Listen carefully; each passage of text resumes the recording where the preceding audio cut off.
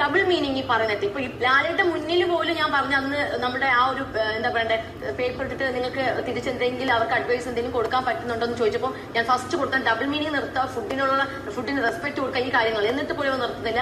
അവൻ എപ്പോഴും എനിക്ക് ഇവിടെ പറയാൻ പറ്റത്തില്ല. അപ്പോ അങ്ങനെയുള്ള കുറെ ഡബിൾ മീനിങ്സ് ഇവിടെ യൂസ് ചെയ്യുന്നുണ്ട്. അത് എനിക്ക് ഇഷ്ടപ്പെടുന്നില്ല.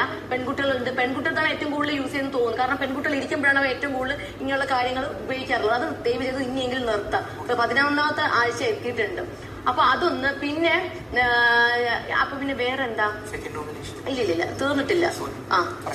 പിന്നെ തമാശയും കാര്യങ്ങളൊക്കെ ശരി തന്നെയാണ്. പക്ഷെ അതിൽ കൂടുതലാവുമ്പോ ഭയങ്കര ബോറാ. പിന്നെ 3ാമത്തെ കാര്യം, ഞാൻ പല പ്രാവശ്യവും അവനോട് ഞാൻ പറഞ്ഞത് എന്റെ ദേഹത്ത് തൊട്ട് കളിക്കരുത്, എന്റെ ദേഹത്ത് തൊടരുത്. ഞാൻ ഒരുപാട് പ്രാവശ്യം ഞാൻ പറഞ്ഞ വിലക്ക് കേട്ടില്ല. ഇപ്പൊ കൂടി തൊട്ടിരിക്കുക. അപ്പൊ ഞാൻ എന്താ ചെയ്യണ്ടേ?